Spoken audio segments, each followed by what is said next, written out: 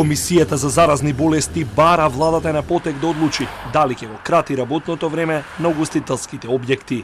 Пообимните критики во јавноста дека граѓаните со новите мерки мора да носат маска на отворено, но не и во кафеана, министерот за здравство Венко Филипчи и комисијата топката ја префрлија кај владата.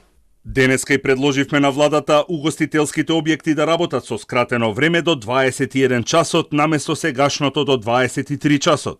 Предлогот е подготвен и испратен до владата за дискусија на утрешната седница.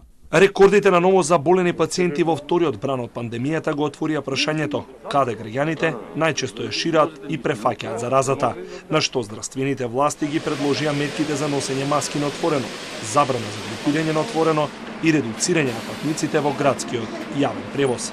Филипчи на критиките зошто кафеаните работат и примаат гости на една маса по четворица без маски, синоќа во гостување на ТВ Сител посочи дека ако ново донесените мерки не дадат резултати, се размислува и за целосно затворање на угостителските објекти.